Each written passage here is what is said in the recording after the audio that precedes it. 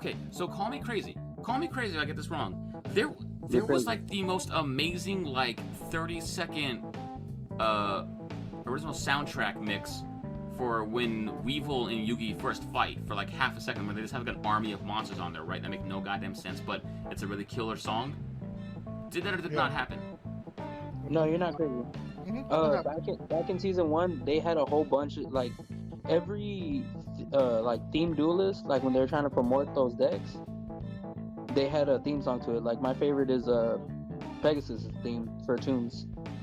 Well, no, okay, so then I guess then maybe they pulled them out on Netflix, because I remember that. I remember seeing it online at one point as well, and I look back, it's like, I remember that song. That song like bumped for no reason at all. And I went back and I looked it up on Netflix because all of Yu-Gi-Oh was on there. There's no song. I don't know if it's an edited version without the song, because it's not for kids, I guess. Maybe, I don't know. Yeah, it might be. Like that just made me sad. It might be a version where they pulled the original music, because the 4Kids version might be a copyrighted situation where someone else made the music. Possibly. I mean, that's the whole thing. Is we'll talk about in the show on there, but I watched a good number of the old school original DBZ movies, and let me tell you, it just don't hit without Stupefy.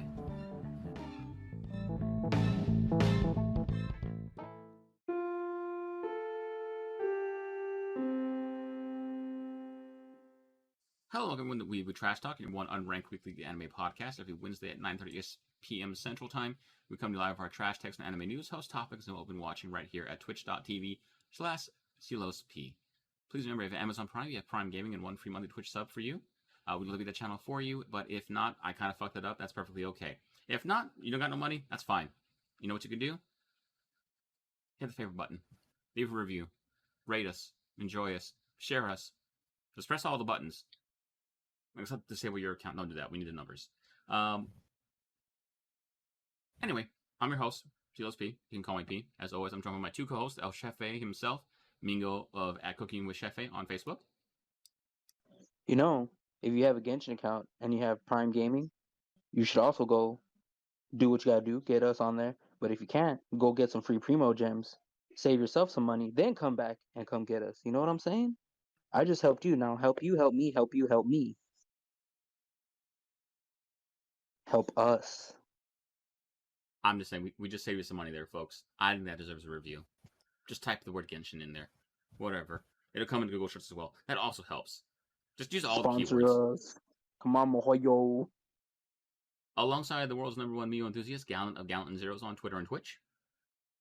Eat my shorts. Oh, we'll get into that. This is episode 14 on Wednesday, October 20th, 2021. I didn't pause there. You paused there. Shut up. Did you pause because you thought of Final Fantasy 14 again? No, not this time. Must one of the few times. Huh. Real quick. So I'm not trying to sidetrack from Final Fantasy 14 or the fact that we got Sora and Smash, but do you want a Butterfinger? No. You want to lay a finger on a Butterfinger? I'm okay. Halloween's coming up. I'll have enough candy by then. I did it on purpose. Thank you. This week we got a packed show for you because we missed last week. Sorry about that. If it makes you feel any better, some of us were sick, but even if we weren't sick, there was a storm in this area, and my power absolutely went out in the time we would have been recording. So you would have gotten a show anyway. It all came together.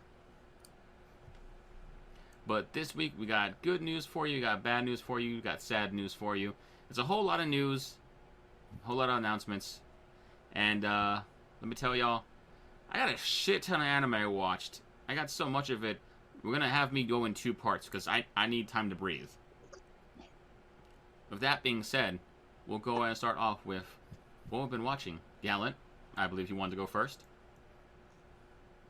As the constant disappointment of this podcast, I did watch something, but as you might be able to tell through the subtle foreshadowing that I left, it was an anime. Well, maybe it's the best anime of all time. I went ahead and watched a what, like at this point, I think it's something like 29 episodes of The Simpsons. There's I've always been curious about the show, but I've been like, there's too many seasons of that, and I don't know what would even be considered good episodes. So one of the many podcasts that I listen to, someone else had the same predicament, but had the co-hosts of the show made like some curated list of like 30 something episodes to like, you know, see some classics, get the best of the writing, and for anyone who's actually curious, um, they're all episodes from seasons. God, what are they? I believe it's not every season. It's only seasons 4 through 8. So take that for what you will. If anybody out there is a big Simpsons head or whatever, but of all the episodes, I will say I have quite enjoyed my time there. I mean, I wouldn't be this far into the damn list if I wasn't. Shout outs to the Fire Escape cast. They do not need any more promotion, but I'll just say it anyway. And yeah, that's been interesting. It's been a weird blind spot, and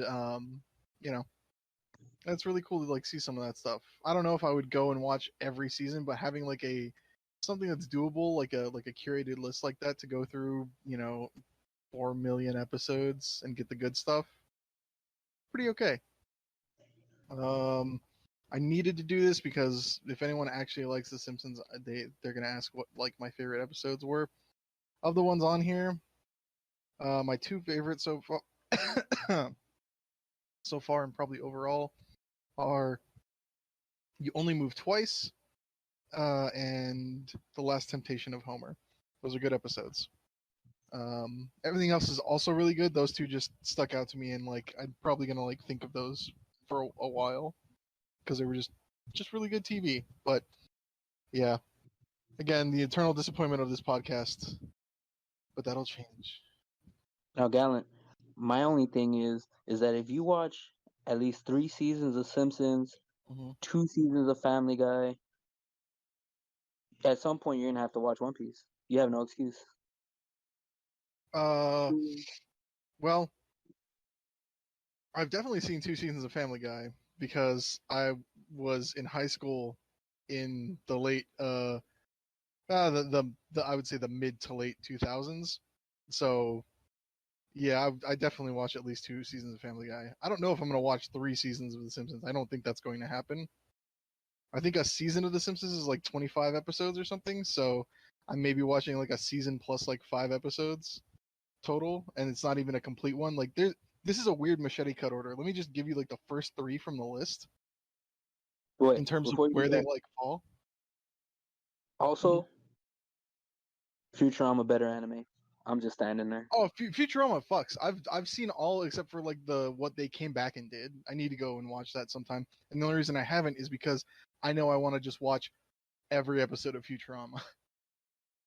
Yeah, Um, Futurama is the way better pure cut version. Futurama had the end. yeah, I I mean, mean, yeah, the Futurama had like Simpsons. the like through line. The Simpsons, like, I mean, even people who love The Simpsons say at some point it like loses the thread. So like that's especially why I was like, where's the good stuff? And like I will say this, before this, I never really watched an episode of The Simpsons. I saw the Simpsons movie about 6 times. That movie's good. That movie is good. The game based on that movie is good as well. Really weird. Yeah, no, that was a deeply enjoyable game. But yeah, so if anyone wants the tenor of this list and how it's laid out, the first episode on the list, season 6, episode 24, season 5, episode 3, season 4, episode 12, season 8, episode 14, season 5, episode 2. It's some wild ass machete cut, but it's been fun. And like there's been some like narrative through lines of like getting introduced to like concepts and then like later episodes which were actually earlier like paying those off. That list, I will say this list is a like I'd say 9 out of 10 as someone who doesn't know the show, but it was a fun watch, and it took up some time. But yeah, anyway, I will go ahead and throw it to Carlos, who's watched too much anime to make up for my folly. I mean, to be fair, you are correct. The Simpsons is the West's longest running anime slice of life that there is. Like, Simpsons are just Shin-Chan of the West. That's true. But yeah. So this is 2 weeks now of anime. But this is basically all just in the 1 week. Sad news is there was a passing in my family of one of the doggos. So instead of playing games or anything else, I just laid in bed and was sad and watched anime and stuff. Yeah. On plus side of that, I watched a shit ton of stuff. So I don't know what happened. I think it is, now I think about it, there might have been a story that was way back when of anime I'm sorry, Amazon making a deal with 11 Arts to release all these movies on there for a time. I happened to click on Amazon for some reason. Like, oh, I'll just check it out. And I just saw a shit ton of limited time movies that were like in their last day of being on there. And I watched what I could, and it was honestly fucking amazing. So the first one I went ahead and watched was Maquia, When the Promised Flower Blooms.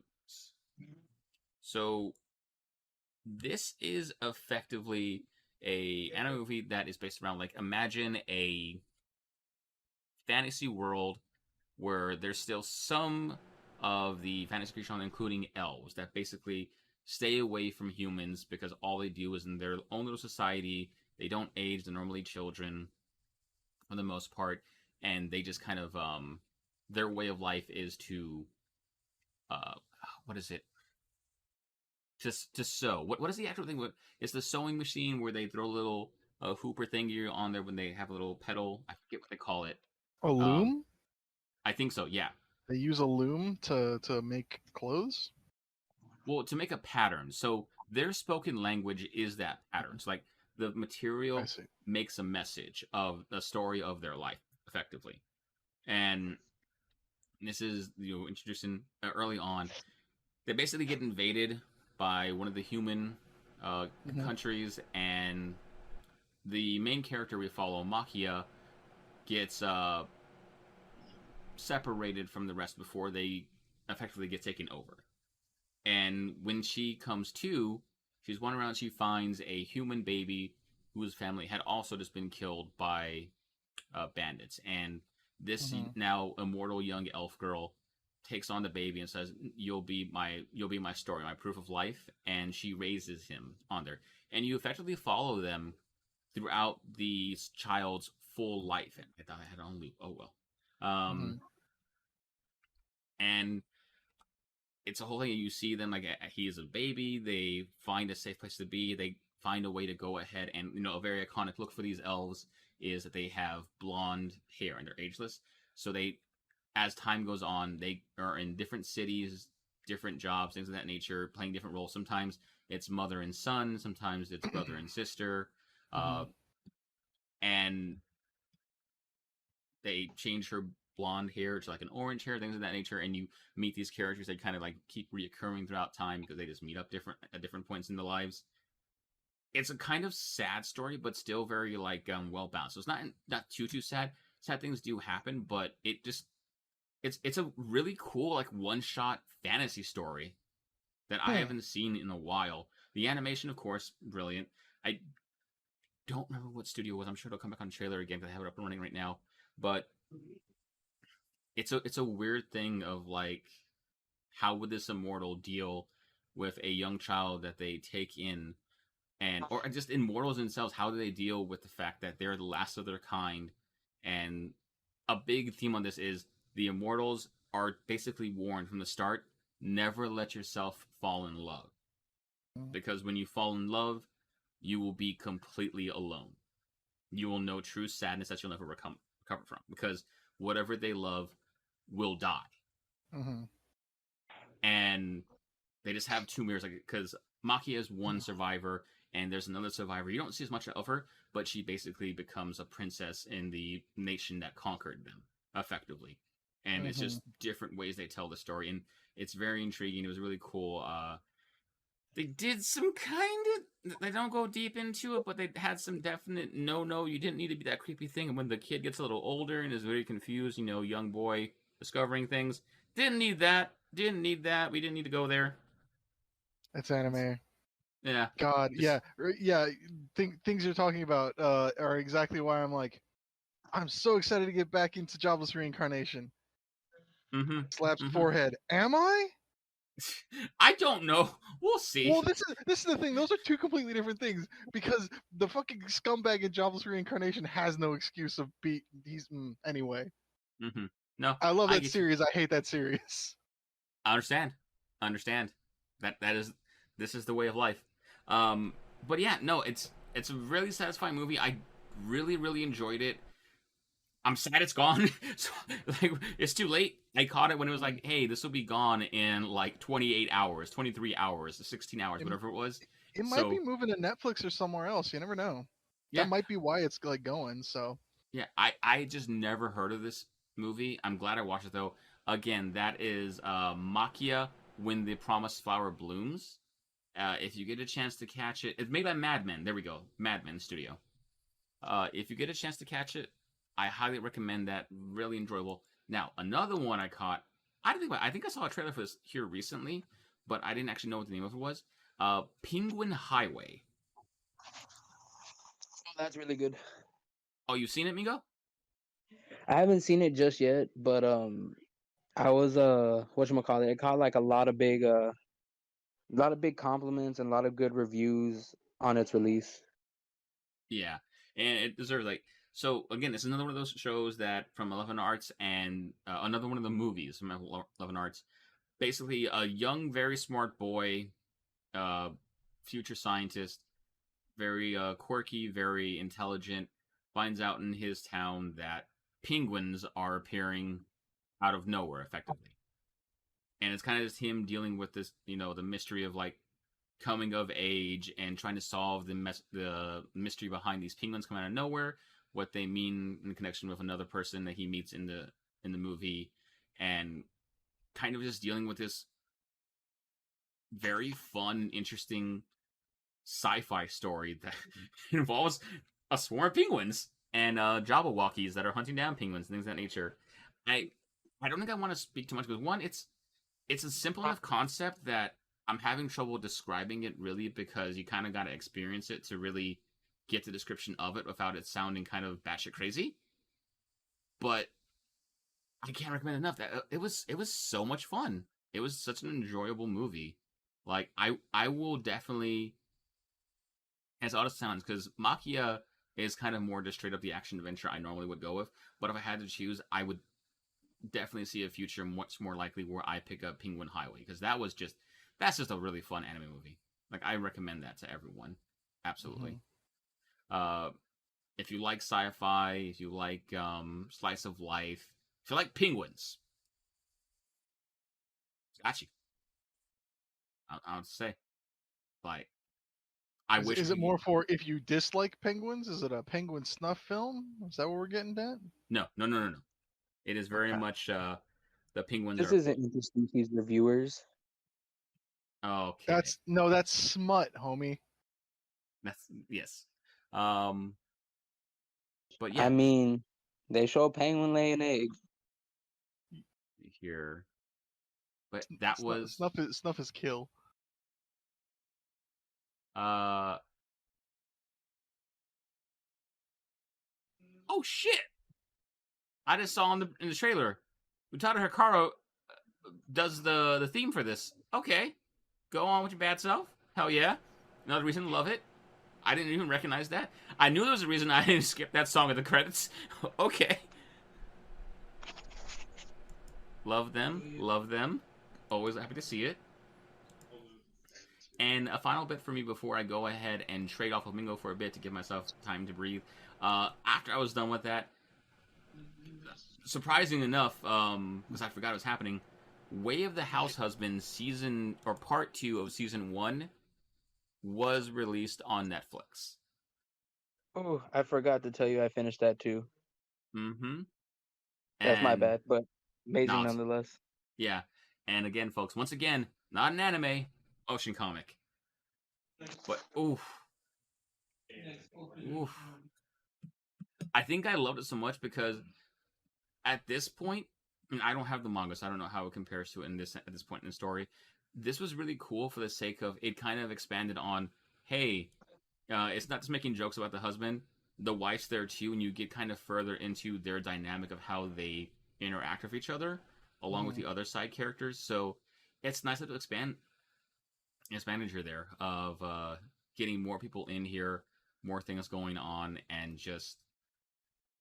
it's yeah, like it's a beloved series for a reason. Right. If you want, I can fully tell you that literally it's panel per panel on the anime. Nice. Like it literally reading it is and watching it is almost identical. If I mean, anything, motion comic. It's in the name. Yeah, like honestly, it's yeah. You don't have to pick or choose on this one. Just if you prefer paper, do the paper. If you want to just watch it, watch it. You're getting it. That's why I love it so much. It's fucking amazing. also, as always, both the opening ending still the same, so it still slaps. Slaps so hard. I love that opening so much. I love it so much.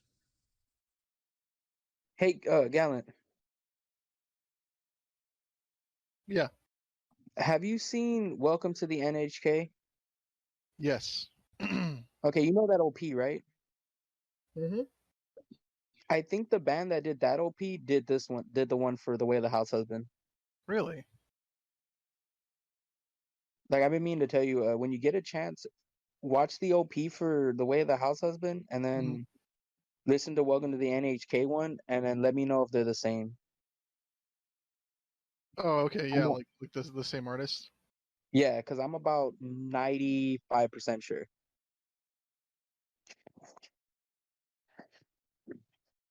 Also, just so we're clear, folks, I'm sure you've seen it on Twitter.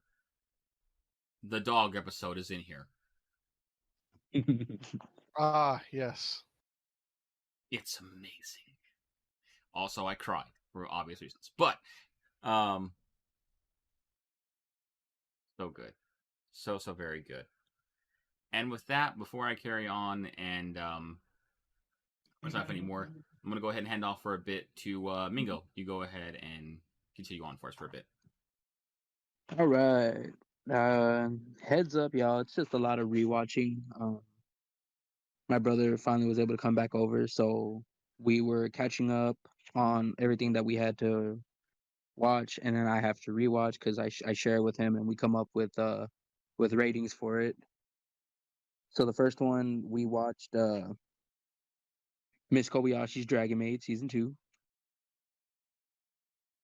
which was of course amazing, pure serotonin. I'm not gonna go back into it, but y'all should already know. Hurry up and watch it. Catch up. Watch season 1 and 2. Watch the OVAs. Watch the Valentine's Day special. Can't get enough. Won't get enough.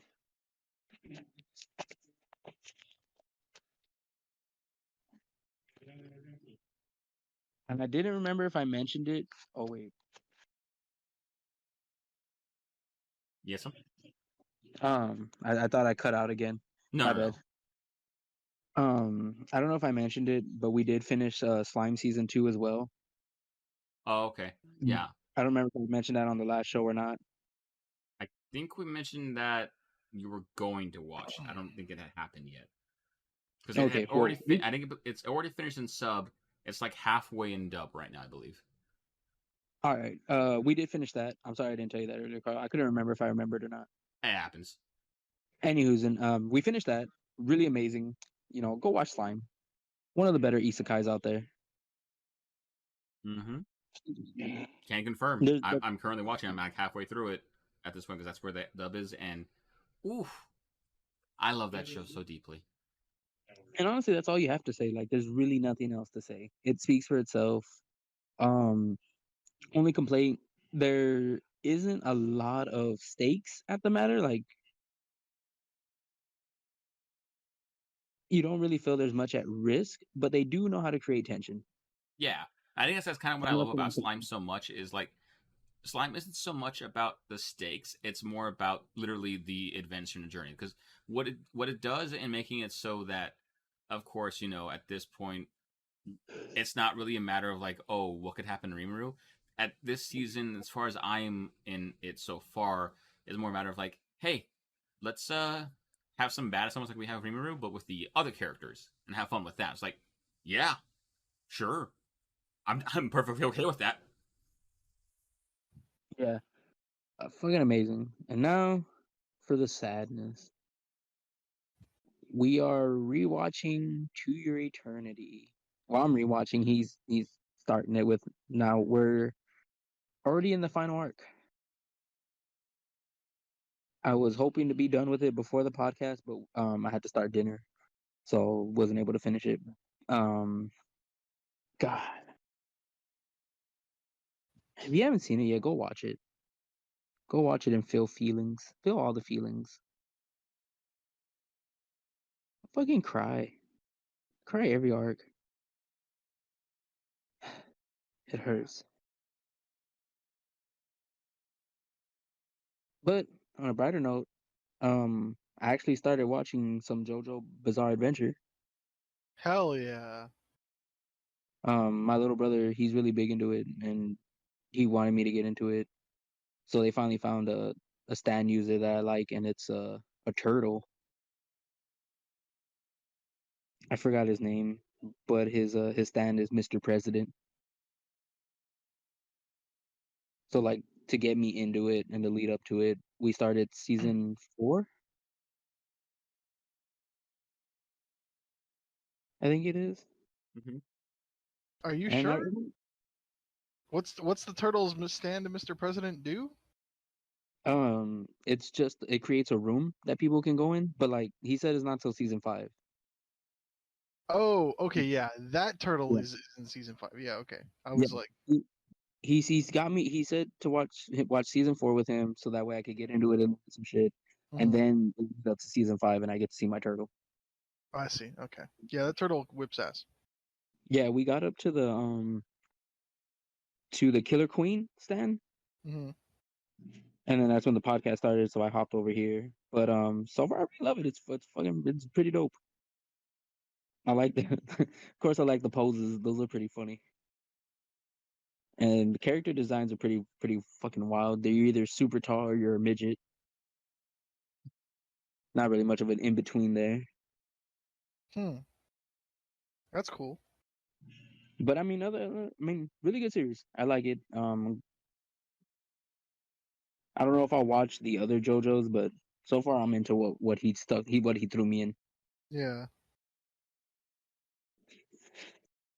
I and I still need to believe pick up from part 3. So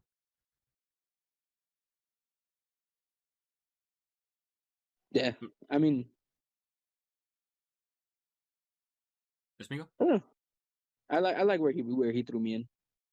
Yeah, Um, part 4 is one of the favorite parts, I will say.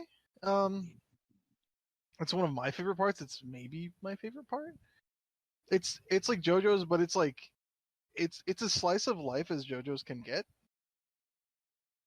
Like it's fun.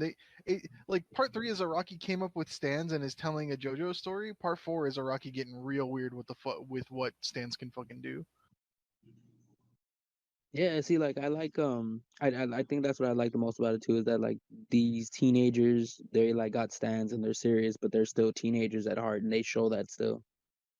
Yeah. Like what was it? We saw one of the arcs was with the stand goddamn what is it called? They look like little bumblebees. They're able to go out and fucking just grab shit. Mm. The stand user was this fat kid with like a white head. Harvest. Oh, yeah, yeah, Harvest. And like when they got the money, they got all giddy and excited about like, oh, there's a lot of money, and then it was nice to see them like, even though going through all that shit, they're still teens and like still like shit like that still gets them excited. Yeah. Did you if you made it that far, you definitely saw the spaghetti fight, right? Which one's that one? Oh, Where with the Joseph dude and who can Josuke breathe. go, or Josuke and Okuyasu go to the Italian restaurant. Yeah. I love that stand. Those are the ones that my brothers were saying that if I had a stand, that would probably be it. Yeah, that one's so good. That's one of my favorite fucking. That's one of like the. If it's funny, if you go and watch the opening for part 1 of JoJo's, there's a part where like in the beginning it's like the bombastic like opening or whatever, and it shows manga pages from each of the parts, even though it's just for part one. The one for part four is Crazy Diamond punching the spaghetti. Oh yeah. It's cool. Oh yeah. I remember that part. Honestly, it's a really fun show. I like it. I'm glad you I'm like glad it. they're gonna do. And I think that'll do it for me. All right, then. I'll go ahead and pick that back up then and resume where I left off. So, next up, I, once again, laying in bed, sad, anime. I decided I was gonna watch some subbed anime for, you know, reasons. My Damn, it's initial, gonna snow in Texas.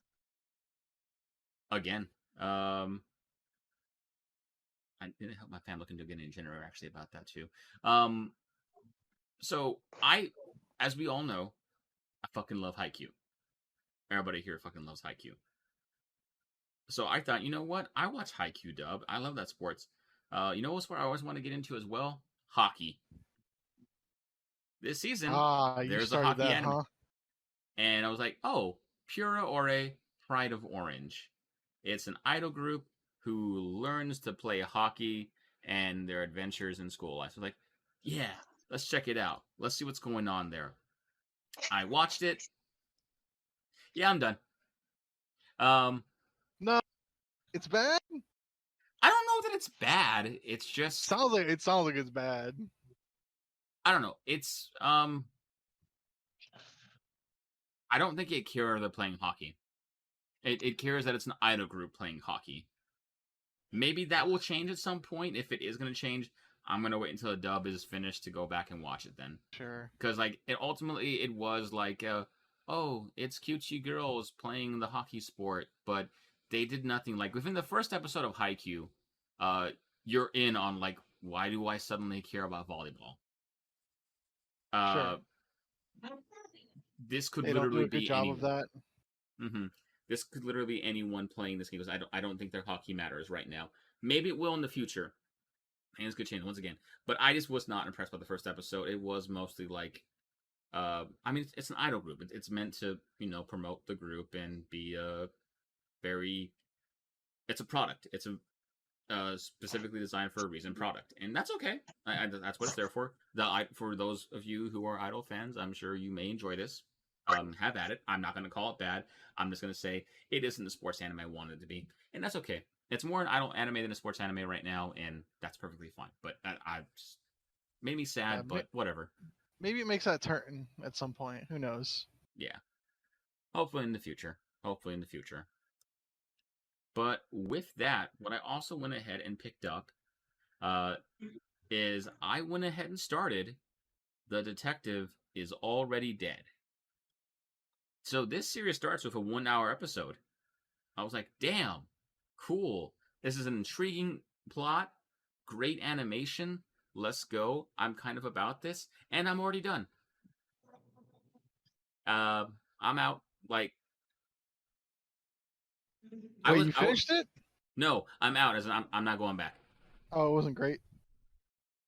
Well, the first Okay. episode's cool. The idea behind it is cool. Here's the problem. When I say the idea behind it, I mean the first episode of like, oh, hey, these two meet. It's a detective. They fight a shadow organization. Problem is, it's literally it's the name of the show, the name of the series. Detective's already dead. The detective dies, and you pick up in episode 3, technically 2, technically whatever the fuck you want to call it.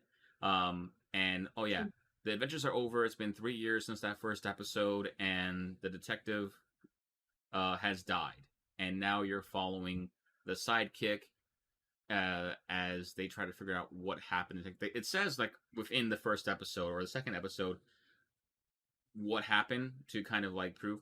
I'll say this much: it would have been really cool had it literally been the detective and her assistant.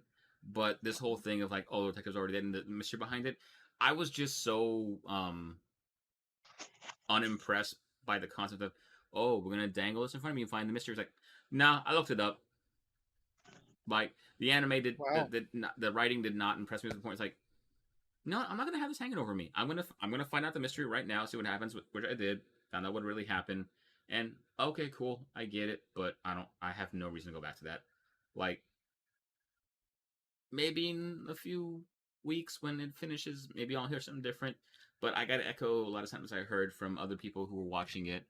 Of yeah, there's really this was a really cool first episode, but honestly, the series kind of screams wasted potential for the sake of the idea of the first episode, like that whole concept of the detective and her assistant would be really cool. But what you end up getting is just kind of a subpar mystery. Like, well, don't you want to know what happened? It's like, yeah, but you don't have very good writing style, so I'm not gonna let you tell me. I'm just gonna go find out. So that made me sad, but it's whatever. I mean, it happens. Can't all be winners. Now, what I did do, this is a good one for me. I went ahead and I started.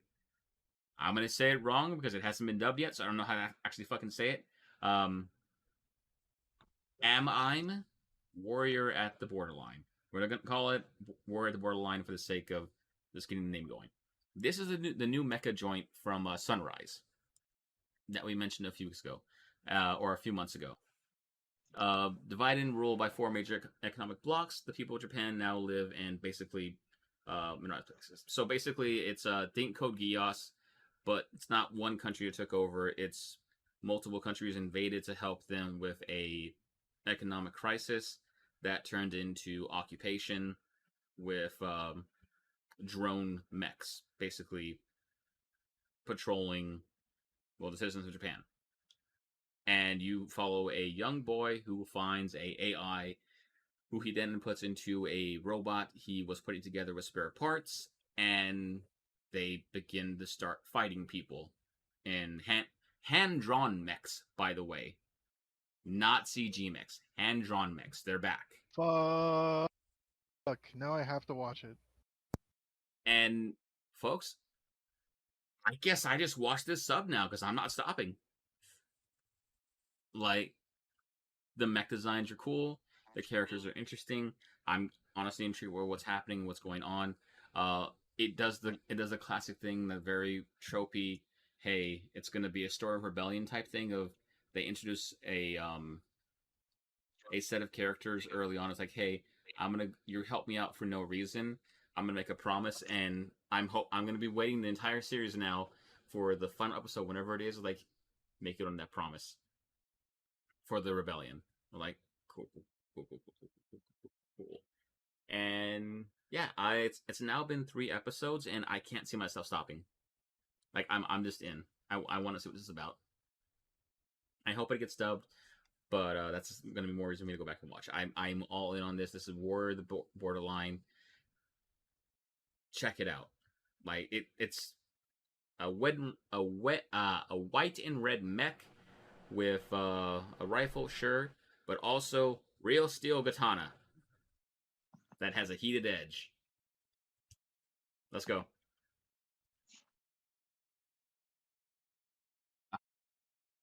Yeah, that's the good shit. 100%. I'm just saying, I really recommend checking it out. Again, it's I've just yeah, I watch an anime that's sub now this season. That's happening now. I have to make time for it. It's too good.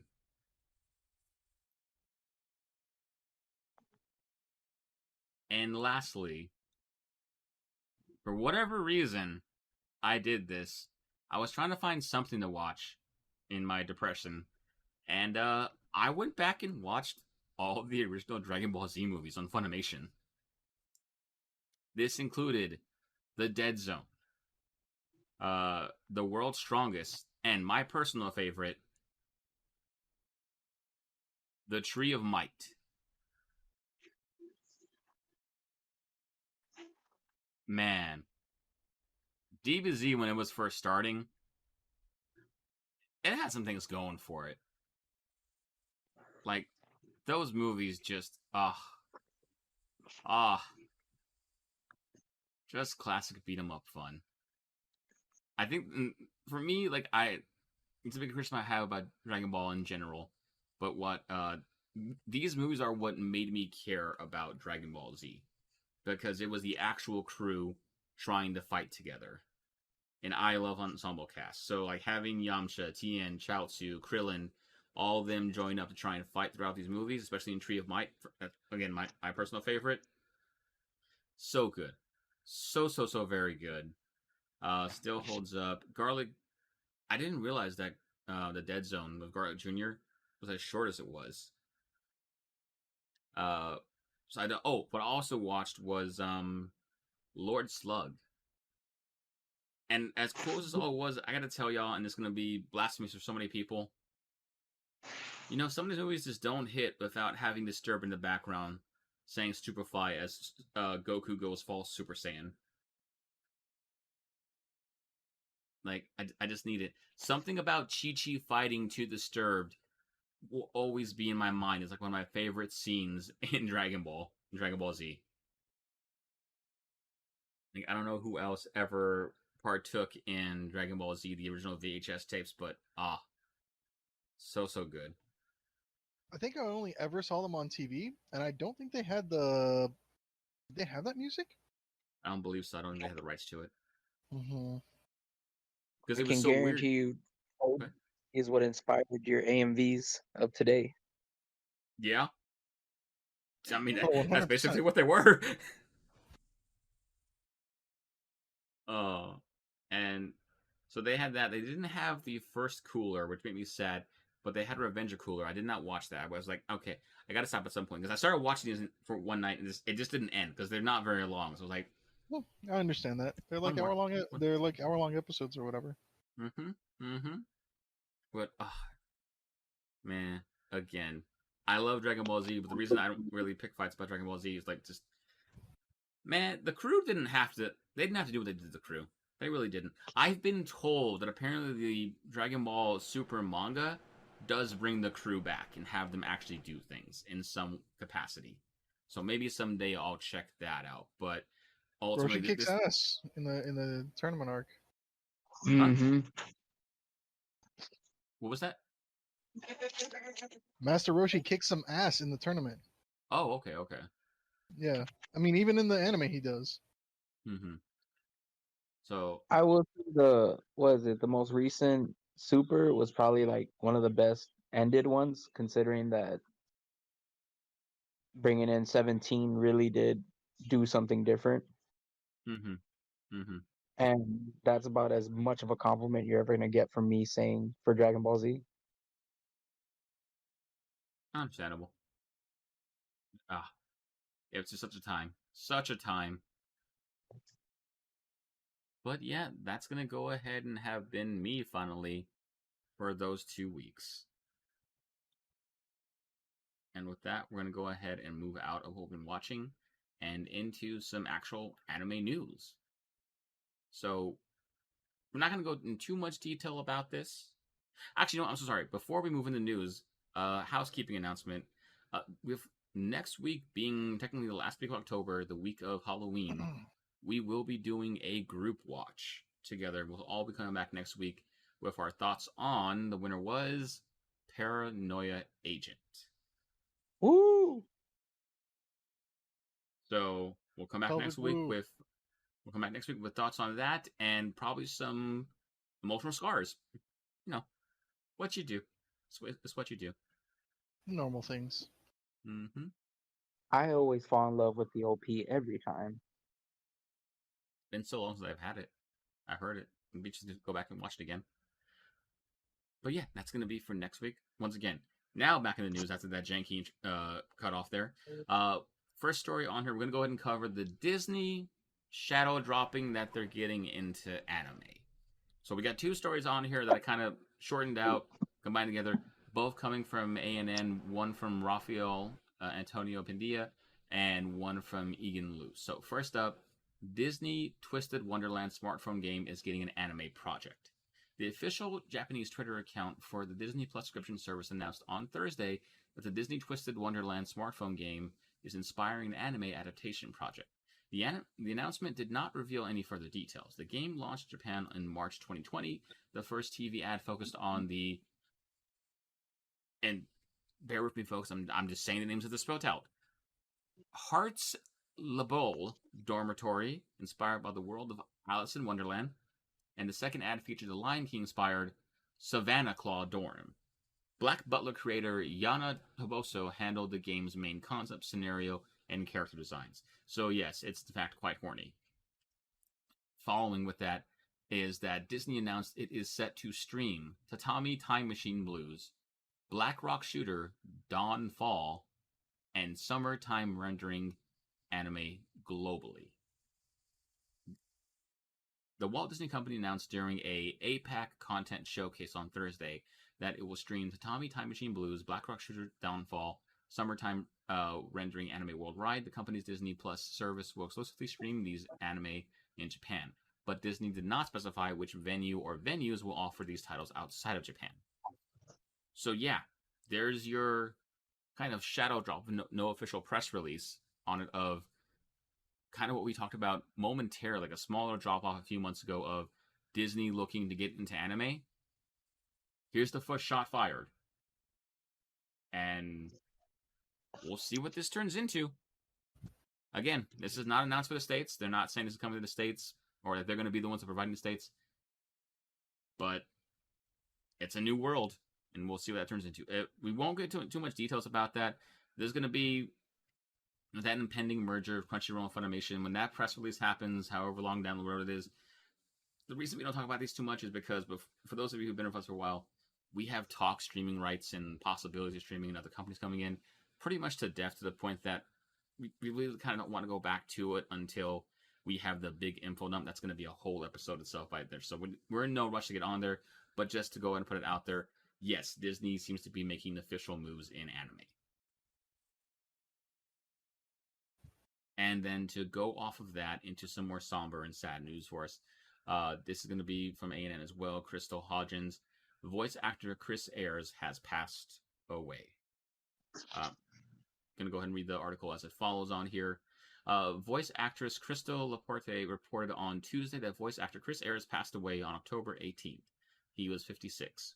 In November 2017, nonprofit corporation Anime Twin Cities Inc. launched a fundraising campaign for Ayres' medical expenses. Ayres had been diagnosed with end-stage COPD, chronic obstruction pulmonary disease. The fundraiser sought to raise $25,000 primarily to assist in medical procedures and care. The fundraising stated at the time that Ayres required a double lung transplant to survive, along with 2 additional surgeries.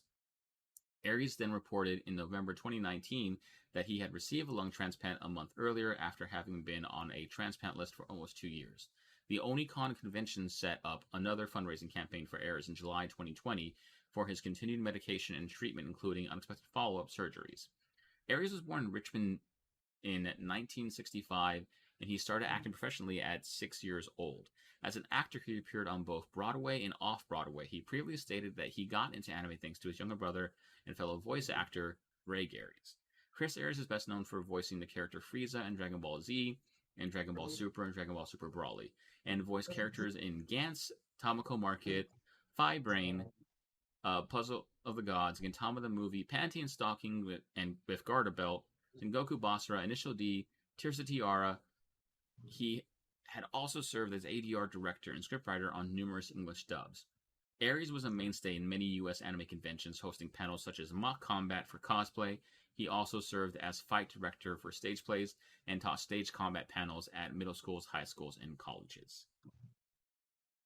So, for those who don't know, this honestly does kind of hit close to home for the majority of this podcast group. Chris Ayres was the person in Texas anime conventions. Mm-hmm. He was the con life. Like, he was one of those guests I tweeted out earlier this week. He was one of those rare guests where the way he handled himself as a guest, as a presenter, how he handled panels, how he interacted with the fans, he set the tone for what conventions, anime conventions in Texas, were meant to be, what it meant to be a proper guest and host. He made you buy into the He set the tone con for life. me. Like he set the tone for me personally. What cons should be. Mm-hmm. You know, not even just in Texas. Like, yeah, just a beautiful human being, funny, intelligent, kind. You know, I remember specifically doing a mock combat class of his at one of my first conventions. Yeah, it was the first Saint Japan that we had gone to, and Yeah. I still have that video saved somewhere, I believe, on my God, Facebook. don't You show can't it to tell me. what's happening anymore, but I mean, um, yeah, don't. No, I just mean don't show it to me. I don't want to fucking cry. Is the thing at this point? no, I understand, and yeah, without in truth, folks, like without Chris Ayres, I don't know that we even live in a world where this podcast exists. Like Yeah. before what Chris Ayres, made conventions of like, oh no, this being really in anime, him and his brother as well, of like talking Mm. about the importance of the anime industry and what it all meant at the time and how it has grown since then. That's what made anime kind of not just that thing I watch anymore. It made it more of like, I want to be involved in this industry. I want to be involved in this community. I want to be more part of like the grander conversation about that. Yeah. Like, it can't be overstated that he really did just make a difference in the anime community. And we really lost something special with this person being gone now. And he will be missed. By all accounts, was very much loved, was very much cared for in his final moments. Uh, Thoughts are, of course, with the family and loved ones, and hope they're doing well. And there's just not really, you can't really overstate it. That was something magical. That He was an extremely, like I said it all already, but he was just extremely cool. And yeah, the big resurgence in me getting into anime and then going to conventions, a lot of it has to do with how much fun I had, at cons, and he was a big part of that. Like, I just walked over my shelf right now. I guess I didn't get it signed, but I think.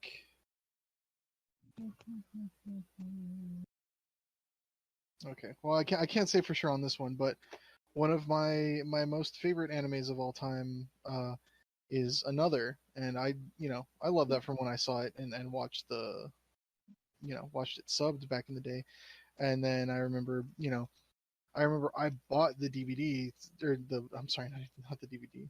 I bought the Blu-rays when they came out, and and then I remember hearing at one of the conventions that he's the one that directed the dub for it, and I love the dub too. And he loved horror and stuff, and he specifically cast extremely big names in every role that was gonna get fucking axed, because it's like, oh, there's no way you would cast this this actor that's been like main characters in all this, and they're gonna die. Absolutely, that's why he cast them. And like, I have my copy of Another is signed. It says director approved copy with his signature on it, and I just No, I think back to that every once in a while. I'm like, I love that series, and there's no one else I would have rather had direct it. And he's just every dub he directed was great. Like, I think I have more.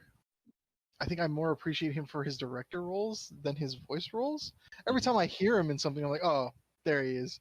But like, I've never had a problem with any of the dubs he was credited as directing. no, You absolutely. Like, know, it just like, well, again, it can't be overstated. Like, again, like Chris Ayres legitimately, for myself at the very least, made anime not just something I watch. It made it a community. It made it an industry. It made it mean something more than just like bringing, not just being some kid in high school that watched the cartoons that people made fun of and whatnot. It literally it just he just made it into something more. yeah. With that, we'll end with the quote that's being shared from him of see on here. So like, still to this day, like I'm still having trouble finding, because people are still sending out wishes, still sending memories of this man and everything that he, of course, went ahead and did. Let me see here. She is just so much. Yes, we'll end it with the quote to be shared in his memory: "Love and laughter always."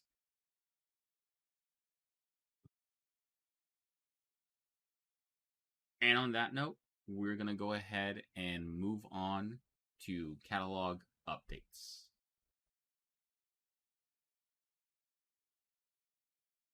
Ah, fuck, that's me, huh? Yeah, I was gonna say, Yeah, I was sitting here going, I thought we skipped catalog updates. What? I was like, I expected to do them before news, and I was like, I guess we're just not doing them this week. And I'm completely unprepared, so I'm stalling while Chrome loads on my laptop. Yep.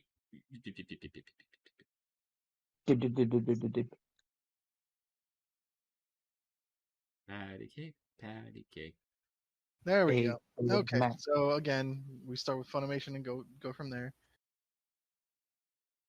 These are almost in alphabetical order, Carlos. I see the favoritism now. I didn't plan this.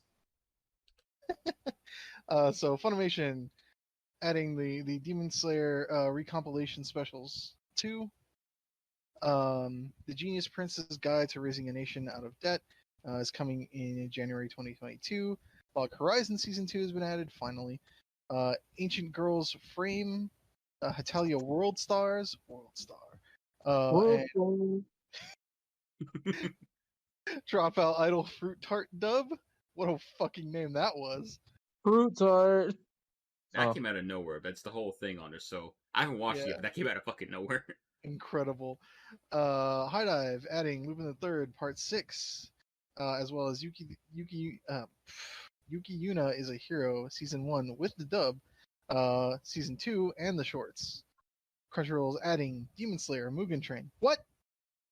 Blade Runner Black Lotus November 13th is when that is getting added, as well as the Gravitation OVA, Tawawa on a Monday Season 1. Wow, really? As well as Hajime no Ippo, Mashiba versus Kimura OVA, and Hajime no Ippo episode 76, the lost episode. Netflix is adding Cowboy Bebop, which I'm gonna go ahead and assume is the anime. Yes, the anime. Right? I just saw that. Shooting themselves in the foot, honestly. On October 21st, which is today, tomorrow, someday, tomorrow. Tomorrow. And Earwig and the Witch is going to be added on November 18th. They should have waited and put Cowboy Bebop after the live action. I think everyone has just paid to get the rest of Cowboy Bebop going right now. Like everyone wants a piece of action at the moment. I guess that makes sense. It's weird that they're not locked up. I don't think anyone can afford to lock Bebop up. If we're being for real.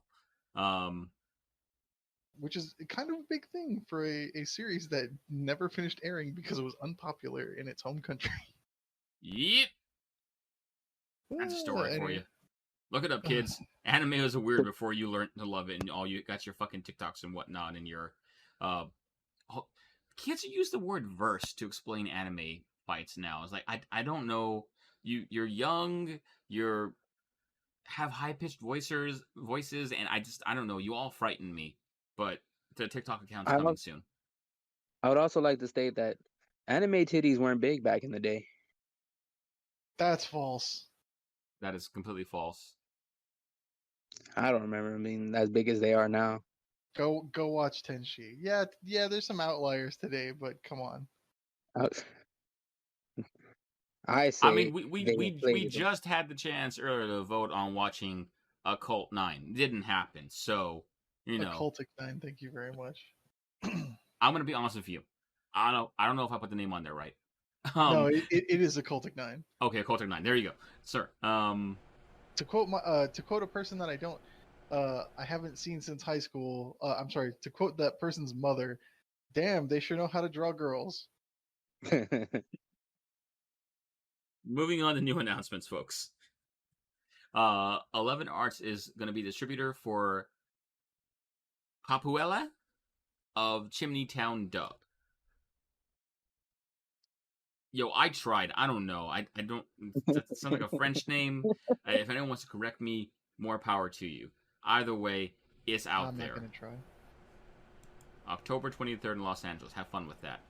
Mobile Suit Gundam Battle Operation Code Fairy for PS4 and PS5 has been announced. It got a release date earlier today or yesterday, I believe. Don't ask me more on that. I didn't follow it that well. It's Battle Operation is a cool game. It's a cool little multiplayer Gundam game. Have fun with it. There was officially, wow, talk about getting buried in the news. This wasn't a big thing we talked about.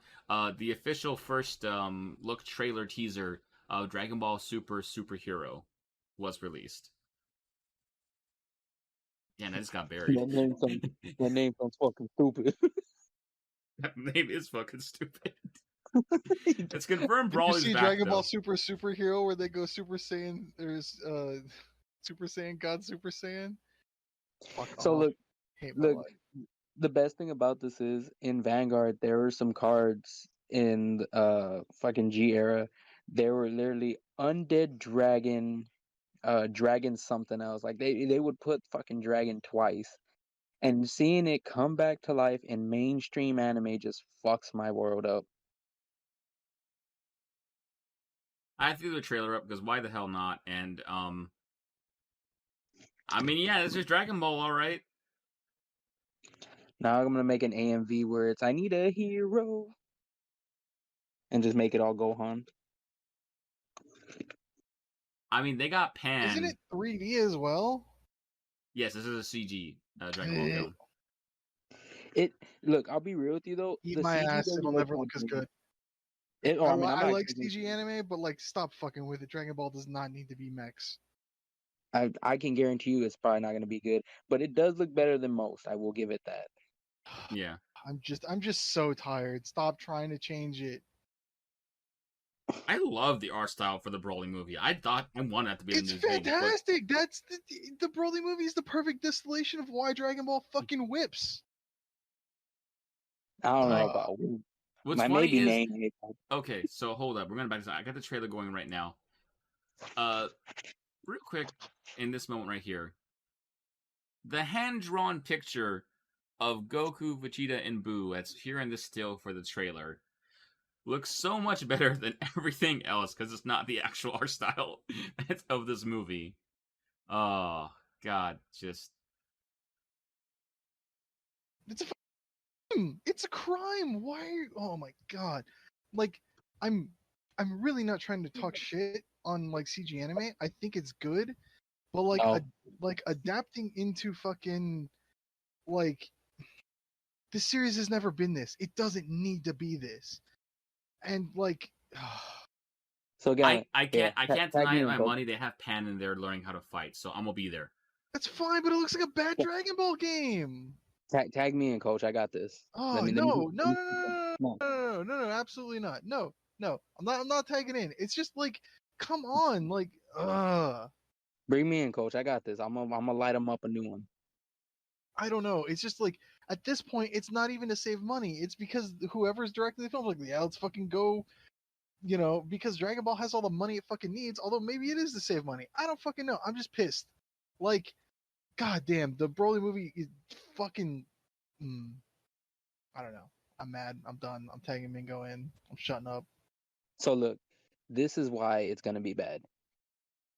CG and how fast. So look, you know why Dragon Ball Z has a lot of money? Because they can cut a lot out of animation costs with their fucking flash fights. All right. At least 40% of those fights back in the day were flash fights. Yeah, but I'm talking like new Dragon Ball doesn't do it that much though. Like if you look at the movies. See the movies, the Broly movie I think was the best one that they put out in a fucking long while. The ones before that weren't doing any of the flash fighting though, is the thing. No, and, but like, they still have too many moving parts to make CG look good. Yeah. That everything in Dragon Ball Z is fast paced, and CG you're not gonna fucking get that. It's trash. It's gonna be trash. Literally the only people that know how to make like 3D models look good in an anime way is Arc System Works. Who was the ones that did god damn it, it was a gemstone anime. That's Studio Orange. They're the same ones that do Beastars. Whatchamacallit? God damn it, I can't remember the name. Land of the Lustrous, yes. Yeah, that was my favorite like of all time with Yeah, having to do with CG. Land of the Lustrous looks great. It's fantastic. It is not a hyper fight anime. Nope. And I don't know. I honestly don't have high hopes for. I've never had high hopes for Dragon Ball Z, but that's me in general. I don't know. The movie. The only thing that's giving me hope is the fact that what Carlos said. They're gonna give the younger. They're finally giving the younger ones something. Yeah, I It guess. seems like. It seems like they want to change everything in Dragon Ball Z except for the fucking story setups, and I'm tired of it. Except for Goku is the main hero.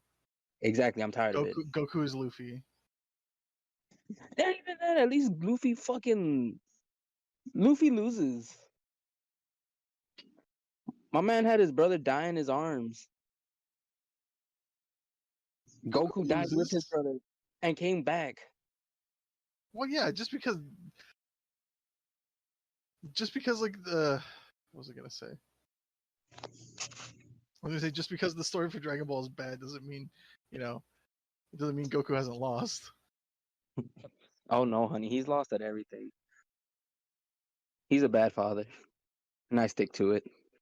He is. Goku's one of the worst dads in anime. He's not the worst. That Yeah, motherfucker from Full Metal exists. yeah, and he's lucky he does. He's lucky that he exists. Gon's dad exists,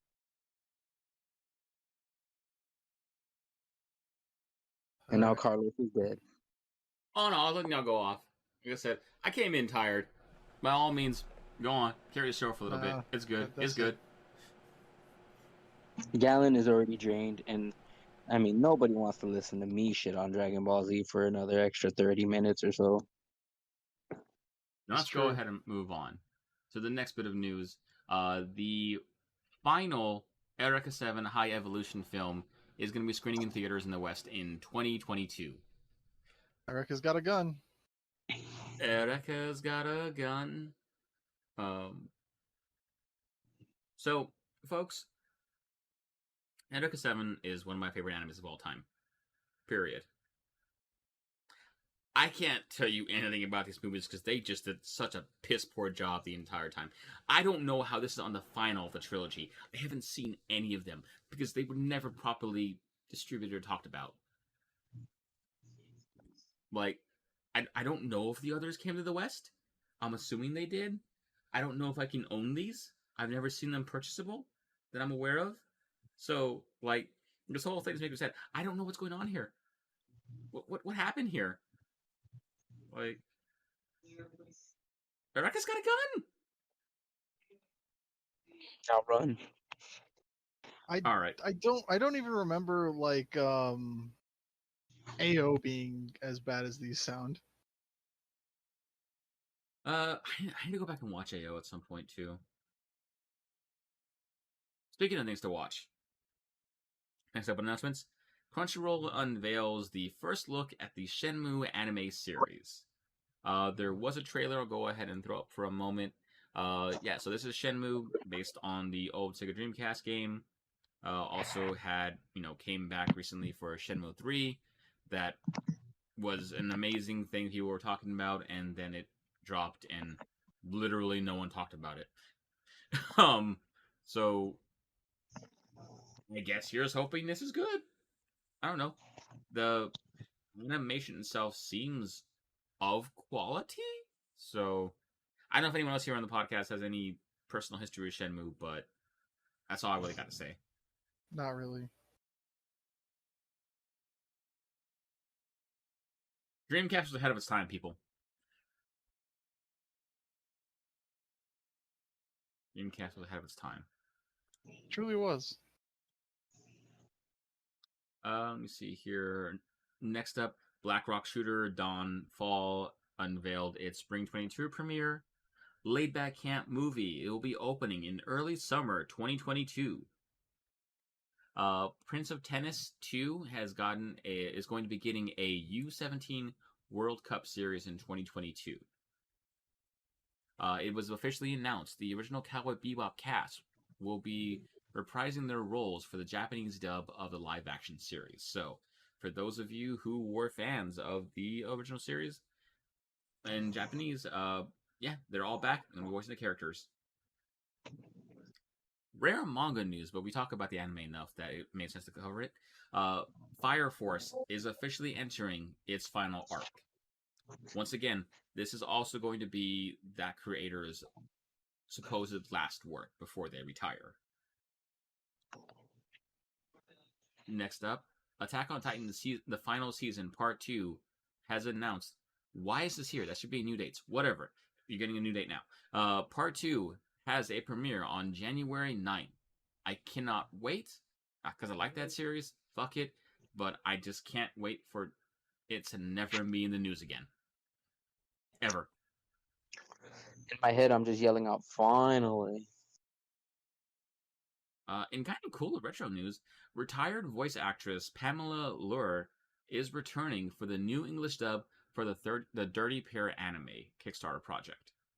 They have met their goal to getting on there. So yes, the original voice actors for the two characters in the original Dirty Pair series will be reuniting for this project. It's so awesome to see. It really is. Sentai Filmworks has announced that it acquired the Kakigiri's second season as part of its acquisitions. That was... I don't know if anyone actually watched. I saw it all the time. People talking about it, like the younger kids of the rich people making bets school thing. So, you know. Oh wait, hold on. I'm sorry, I was zoning out. What did you say that it was getting a third season? No, Sentai announced that they have the rights for the second season of Kakiguri. Oh, cool. Yeah, I've heard it's kaiji, but a bunch of rich kids. That's fair. That's fair. Next up, Police in a Pod has a January debut. In new news on here, Sibuki Bisco has unveiled a January 2022 debut. This was the one we talked a few months about this on here. This was the one in like a post-apocalyptic future with some like redhead who. Why is this not autoplaying? Basically going around picking fights. So super high quality, super badass, and I don't know. I'm about this. I want to see it happen. Seems very much yelling angry, fights with a bow, and has goggles, will travel. I'm very easy. So I'm excited.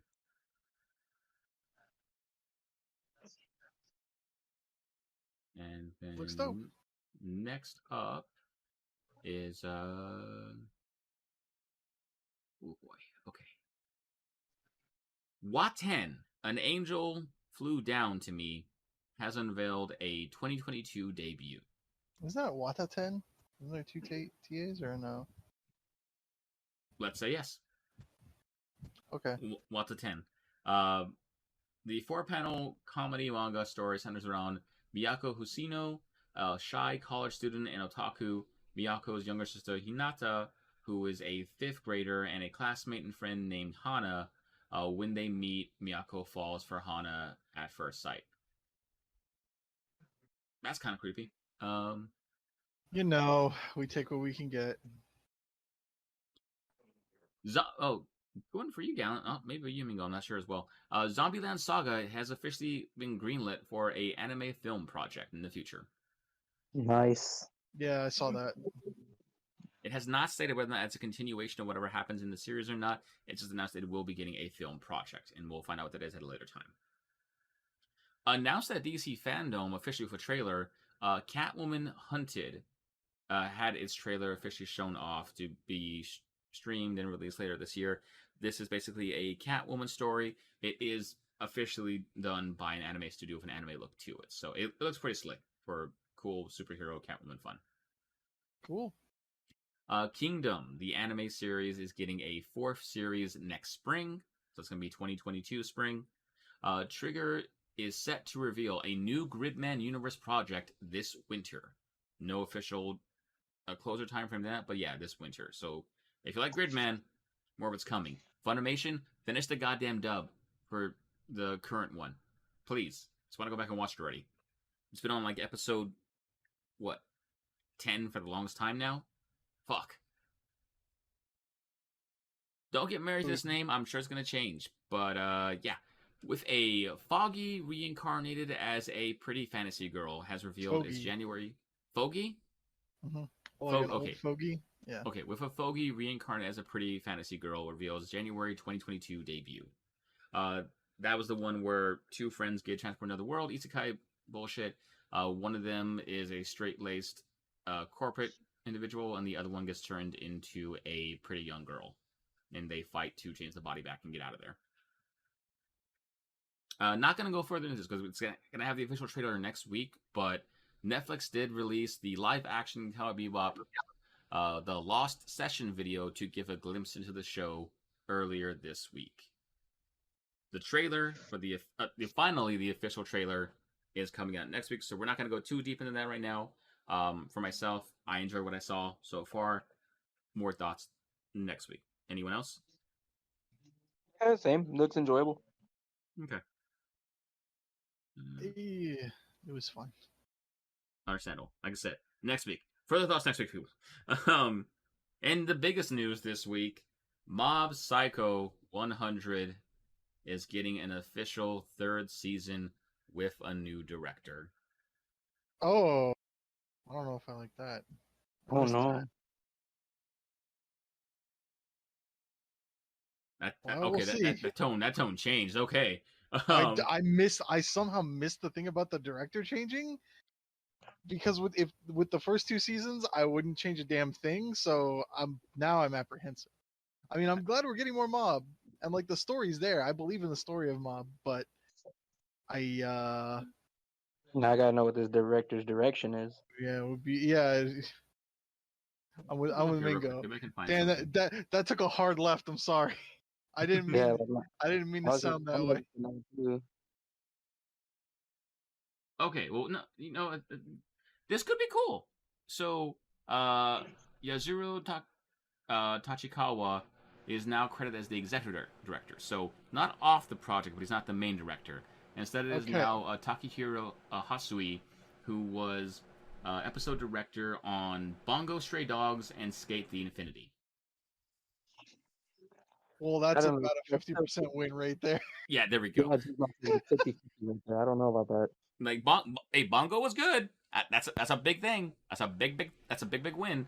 I don't. Yeah, I mean, Bongo was clean as hell, but I don't know. Skate to the Infinity. That no one pitches no one pitches the perfect game. 300s are rare, people. 300s are rare. You know, let's see what happens. You're following up two really good seasons. I mean, as long as the guy is the executive director, I hope he has final say on things and also still creative input. Yeah. But it's just one of those things that, like, you gotta be apprehensive. I was so excited, and then I turned into the Mr. Krabs meme real fucking quick there. Where you're searching frantically. Yeah, you're looking around and the world's spinning. All right, folks. With that, we're gonna move on to new dates. First up, Miss Kuritsu from the Monster Development Department has revealed a January 8th debut. Why is that not standing out to me? What is this?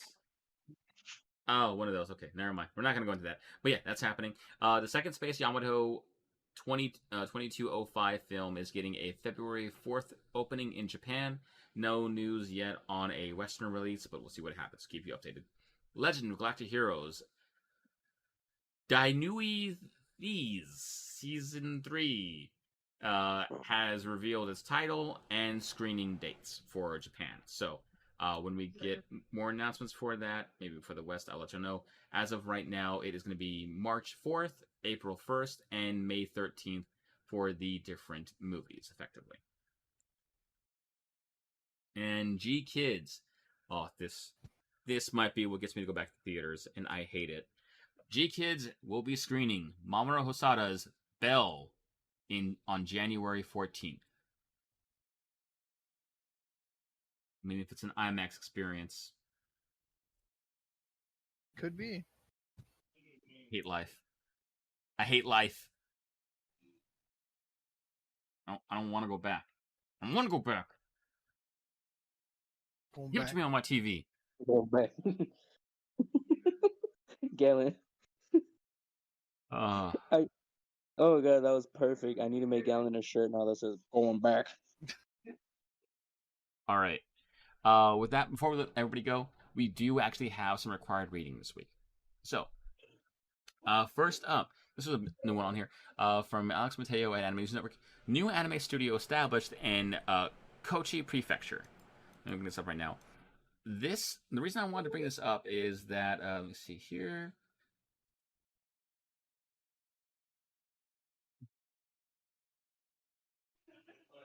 Yeah. So this is basically announcing of a brand new anime studio in Japan that we want to go and see. Always happy to go and see. This is coming from people who were behind the Penguin Highway and A Whisker Away, both good movies. Also, they were behind the Tatooine Rhapsody before they broke off to make this new studio. Oh So shit! I'm about this. I'm honestly about this. Let's see what happens here. Might have a new studio, new favorite studio, people. I'm excited. But they also animated the Burn the Witch films. Still have to watch that. Next up, Films aren't they just OVAs?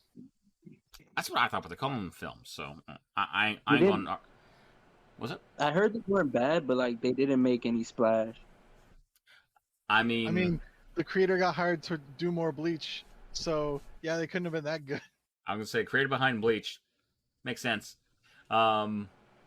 Next up on required rating, TMS Entertainment's first female producer explains how the anime industry can improve for women. That's Kim Morrissey, Anime News Network. That's a really good read, basically on the input and, as we know, more representation, more diverse takes on actual anime, and how she did help and work on the latest season of. Why is the name escaping me now? Hold up. Let me see here. Big one from last season.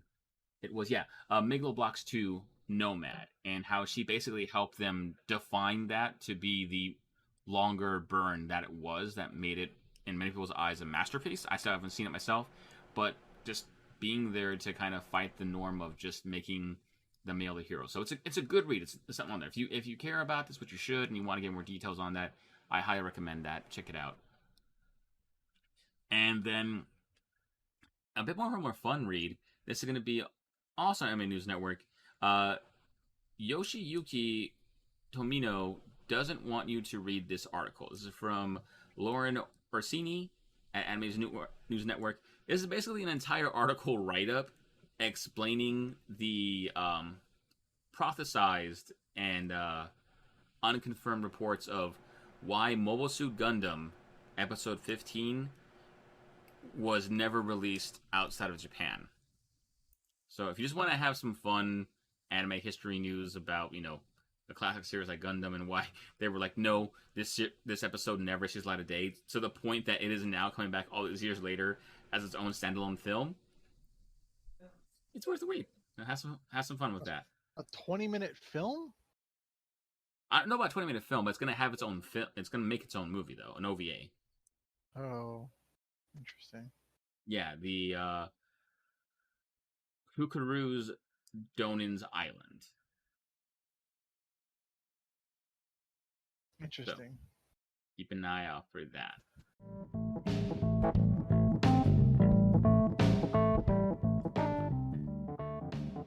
But with that, folks, we're going to go ahead and call it there for the night. Thank you for coming by. Thank you for watching. I hope you enjoyed yourselves. As always, sorry about last week, but happy to have you back. Hope what we shared was informative. Again, next week we will be coming back to you with an actual group watch of Paranoia Agent to celebrate Halloween. We will have also more complete thoughts on the Cowboy Bebop, because we'll finally know what the hell it's supposed to look like as a show. Hopefully, I don't know. Maybe they're going to say it's another teaser we again. Still might not. Like, at this point, we're just never going to know what that show is until it drops. Hey, but you know what? That might be another group watch. That's fair. I think don't we're know. planning to. I want to hate it with everyone, so it'll be fun. Yeah. I don't even know if I'm gonna hate it, but like, all I know is it's gonna make me go rewatch Cowboy Bebop, and Netflix at least has the fucking Band-Aid there. It's almost Right. like they planned it. Yeah, Planned Aid. I need to find out who has, since everybody has Bebop right now, apparently, I need to find out who has the best video player, because for whatever reason, I still don't own it on Blu-ray, and that makes me sad. But, you know, hopefully maybe It's this... probably a fight between Netflix and Funimation, but that's streaming services, and we vowed never to talk about those ever again on this podcast. But yeah, folks, we will be back next week with more thoughts, more anime, more things of that nature. How does one put this? I lost it. Go watch anime. Go watch anime. Not that one. No, I don't know. I don't know why that was coming back. It was in the void. Should have stayed there. Anyway, any closing thoughts? Love, peace, and peace. What? All right. Yeah. Y'all listening at home can figure that out for yourselves. All right, folks. We'll see you next week. Bye. Bye.